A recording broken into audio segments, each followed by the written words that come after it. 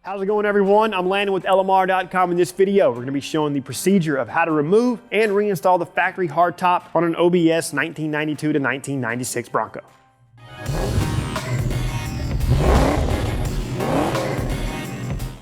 All right, so before we get into the process, I first want to let you know that you should not have any occupants in the rear seat with the top removed if you plan on driving the vehicle. In order to remove the top, you have to remove the rear upper seat belt anchor bolts, which obviously leads to a huge safety concern for rear passengers. We only recommend that you remove the top while performing restorative tasks. Now, speaking of those tasks, from a restoration standpoint, we recommend taking the top off because it's been off before and it likely leaks from damaged or deteriorated weather strip, it's missing hardware, or you need to paint your Bronco and you want to do it the right way. It could also be very beneficial to remove the top so you can inspect and clean the area really well. Over time, dirt and debris will build up in the jam area and in between the top and the body, which can lead to other problems such as rust spots, and nobody wants those. So the process to remove the top is very simple, but where it gets tricky is physically removing the top from the Bronco. Because of the weight of the top, which is around 175 pounds, you will need extra help if and when you plan on removing and reinstalling the top. You can do this with 2 people,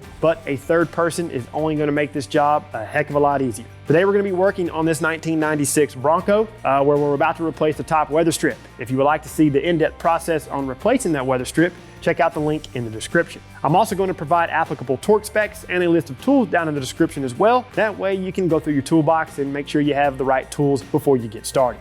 You want to start out by turning the key to the on position without starting the vehicle. You can also turn it backward and put it in the accessory position. Lower the rear window and then turn the key to the off position.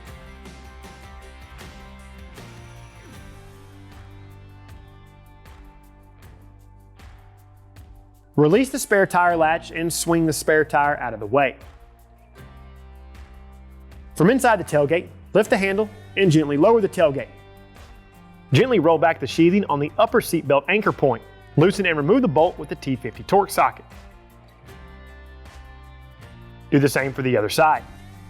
Starting on either the driver or passenger side, carefully remove the 6 push pins running the length of the side window trim with a panel removal tool. Remove the panel from the vehicle.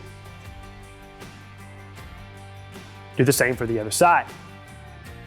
At the rear corner of the top, pull the trim panel away from the top to dislodge the push pins.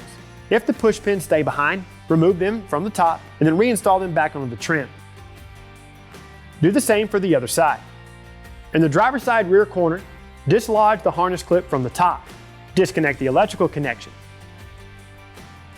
For additional working room, release the seat back and the seat bottom if it's needed.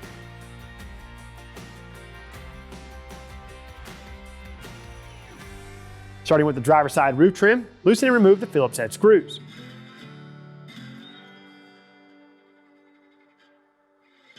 Remove the screw securing the center trim piece. Loosen and remove the other 2 screws securing the passenger side roof trim. You want to hold the trim in place so it doesn't fall down when removing the last screw. Set the trim pieces out of the way. Starting on the driver's side and working around the body to the passenger side, loosen and remove the bolts securing the top to the body. You're going to use a T40 tamper-proof Torx bit socket. A tamper-proof Torx bolt has a small pin in the center, so if you look at the socket, it has a hole in the center. You want to make note of the position of the brackets, that way you know where they go whenever you reinstall them.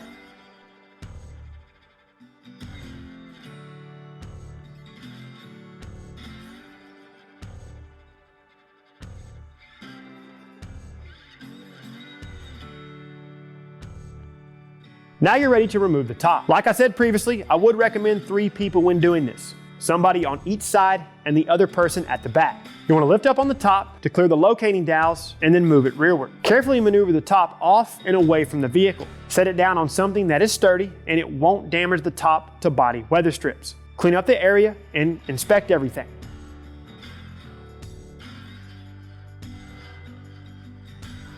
All right, so reinstalling the top is almost as simple as reversing the removal steps. Before I went any further, I cleaned up the brackets and the bolts. You won't see these once the trim panels are reinstalled, but it's a nice peace of mind knowing that this stuff is clean. Whenever you do this, it's important to reinstall the top at roughly a 35-degree angle so you don't damage the front weather strip and you clear the locating dowel on the driver's side of the roof.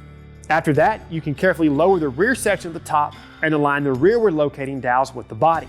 From here, you'll reinstall the front upper 3 retaining bolts first. You'll want to run these down just enough to pull the top forward. Don't fully tighten any hardware until all of it has been reinstalled. To reinstall the larger side bracket, gently roll back the weather strip and position the bracket into place. Loosely install the bolt and then do the same for the other side. The small brackets are typically marked with an L and R, indicating L for driver side and R for passenger side. On the passenger side, position a bracket into place and loosely install the retaining bolt. Do the same for the next 3 locations.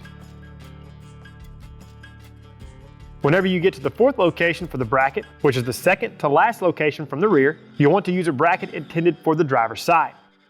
Don't shoot the messenger, this is just the way Ford designed it. Finally, loosely install a bolt into the rearward location. Repeat these steps for the other side. Now you can fully tighten the upper 3 retaining bolts, followed by the rest of the hardware. All of these bolts have a torque spec of 10 to 12 pound-feet.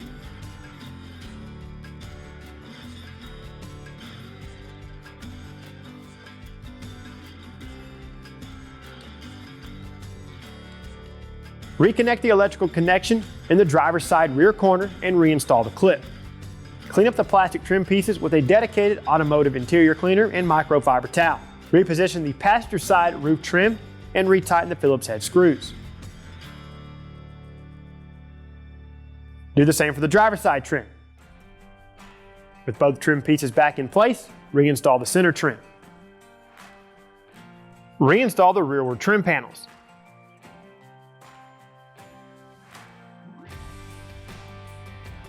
Position the passenger side trim piece into place. Test fit the push pins and see if they align with the brackets. If they don't, remove the trim. Loosen the bolt and move the bracket accordingly. Retorque the hardware whenever you're finished. Reposition the trim piece and reinstall the push pins. Do the same for the other side. Reinstall the upper seatbelt anchor bolts and torque these to 26 to 33 pound-feet.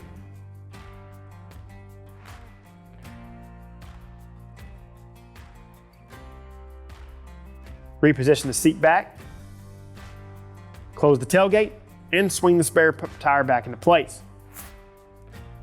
After that, you're good to go.